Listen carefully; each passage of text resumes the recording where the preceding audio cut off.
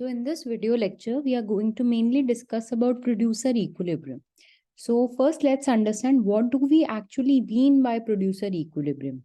So there is a producer who is carrying out his production. When he is carrying out his production, he's producing certain quantity of output. Say Q is equal to Q naught. Q0 is the output he is producing.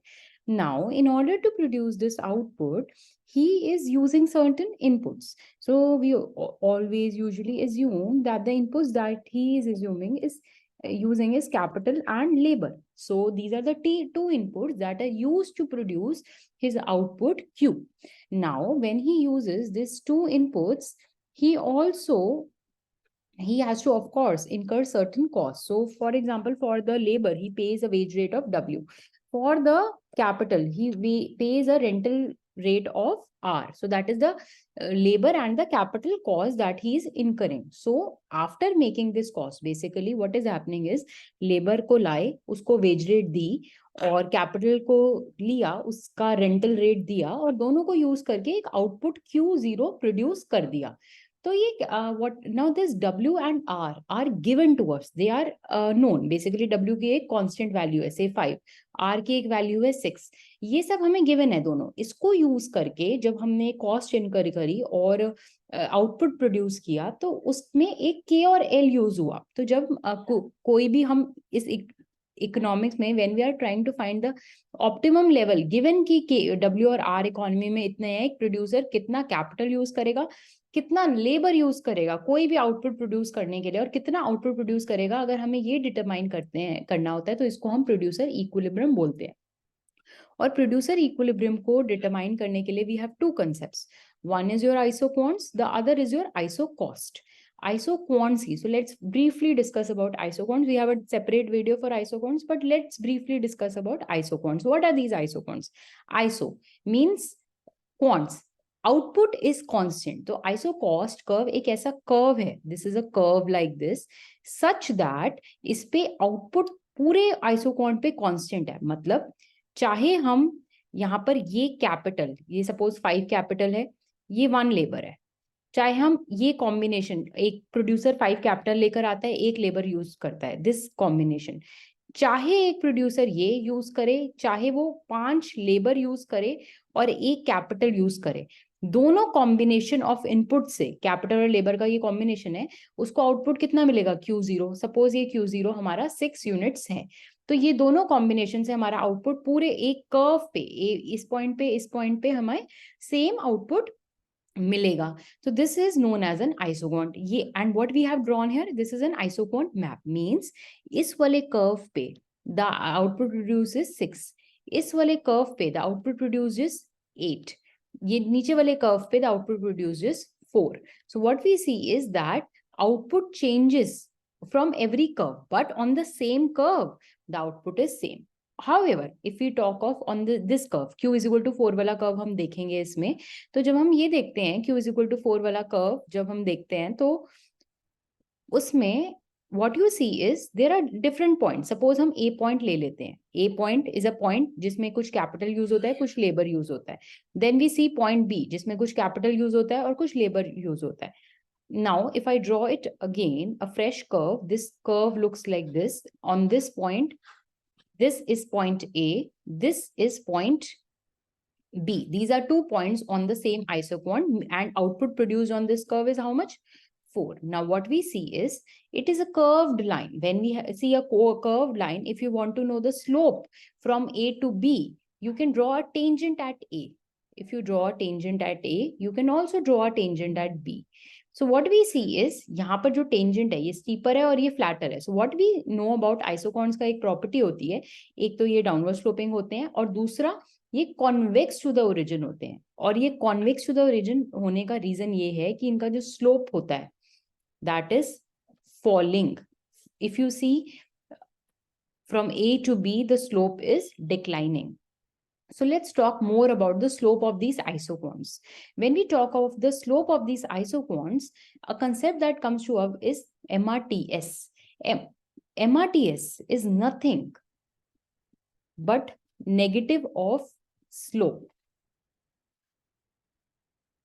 सो हमें पता है अगर slope fall कर रहा है तो MRTS भी fall करेगा। MRTS का एक फॉर्मूला होता है MPL अपॉन MPK। तो अगर हम A पॉइंट पे MRTS निकालेंगे वो कुछ और आएगा इस फॉर्मूले में पुट करके, B पॉइंट पे निकालेंगे तो this would be different. Now what is this MPL, what is this MPK? You can read separately about these and you can try finding this MPL and MPK for different production functions. What we are doing is we are just analyzing what is happening to MRTS as we move down the isoquant. What we see is इसका slope fall करता है, और slope fall करेगा तो MRTS is nothing but the negative of the slope, तो MRTS भी fall करता है. So why is MRTS falling? Now let's analyze this. So when what happens when यहाँ पर A पॉइंट पे एक प्रोड्यूसर के पास बहुत ही कम लेबर है और बहुत ही कैपिटल बहुत ज्यादा है, जैसे ही वो अपना लेबर बढ़ाएगा, लेबर का यूजेज बढ़ाएगा, तो उसको कुछ कैपिटल सैक्रिफाइस करना पड़ेगा, राइट? अब इनिशियली क्या होता है, जब उसके पास बहुत सारा कैपिटल है तो वो बहुत ज्यादा कैपिटल देने को तैयार है लेबर को ऑब्टेन करने के लिए। But on the later stages of production, जब उसके पास ऑलरेडी बहुत ज्यादा लेबर है और उसको लेबर और बढ़ाना है, तो वो कैपिटल सैक्रिफाइस बहुत कम करना चाहता है। वाई? बिकॉज ऑलरेडी उसके पास कैपिटल बी पॉइंट पे बहुत कम है। तो what is this sacrificing and everything? Slope is nothing but this is the formula for slope is this. So how, in order to get 1 unit of labor, how much capital the producer is willing to sacrifice? At A, this sacrifice is very less. This sacrifice is more. At point B, this sacrifice is very less. Hence, the slope falls. When the slope falls, means MRTS is also falling, and this is the formula for your MRTS. This was all about isoquants. We have a separate video on isoquants also. You can go through that. The link would be in the description box. Now you can let's move to the other concepts of isocost. What are these isocosts? Just like the name suggests, cost is similar on the curve. So suppose this is one isoquant or cost on which cost is 400. मतलब कि ये एक ऐसा curve है जिसका कोई भी point अगर हम उठा लें तो प्रोड्यूसर को कॉस्ट कितनी आ रही है? 4000. So if you pick these points, means अगर कैपिटल मैंने 5 यूज करा, लेबर 1 यूज करा, तो कॉस्ट 400 आई। यहाँ पर 1 कैपिटल यूज करा, लेबर 5 यूज करा, कॉस्ट 4000 आई। अगर हम इसके अंदर वाला कर्व देखेंगे, so the cost is 3500. So on every point on the isocost the cost is same. Okay, now what would be the slope of this isochord? See, it's a straight line. Whenever we have a straight line, the slope of any straight line is constant. Slope का formula है delta K by delta L. This is W by R for a isochord. W भी given है, R भी given है, ये constant values हैं. Suppose W2 है, ये R1 है, तो slope C constant है. ऐसा नहीं है point A पे slope अलग है, point B पे slope अलग है. Slope is constant on this isocost, which is unlike isoquant where the slope was falling from point A to B. Now with these two concepts, let's move on to producer का equilibrium. When we move to producer equilibrium, see, this is my isocost. This is my isoquant.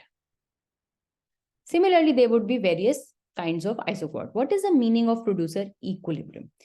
कोई भी firm के को given है कि उसको Q is equal to Q0 produce करना है. सपोज 6 यूनिट्स उसको प्रोड्यूस करने हैं, तो अब 6 यूनिट्स प्रोड्यूस करने के लिए वो कितना कैपिटल और लेबर यूज करे कि उसकी कॉस्ट जो है वो मिनिमाइज हो जाए.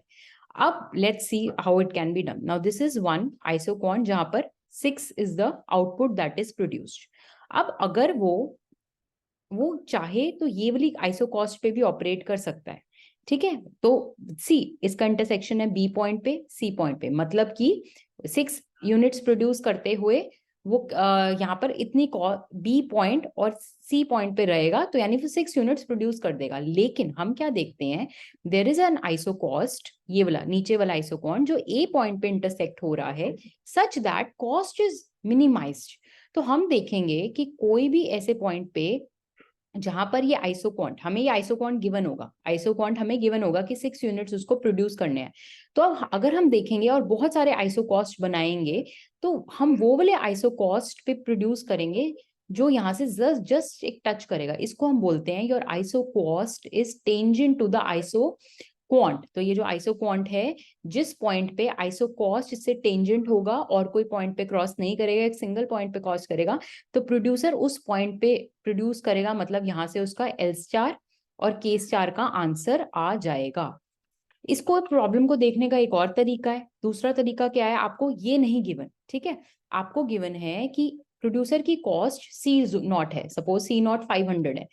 अब सी नॉट कॉस्ट में वो मैक्सिमम कितना आउटपुट प्रोड्यूस कर सकता है, तो देखते हैं। यहाँ पर वो चाहे तो इस पॉइंट पे प्रोड्यूस कर सकता है, इस पॉइंट पे प्रोड्यूस कर सकता है। On the other hand he can produce a higher output at this.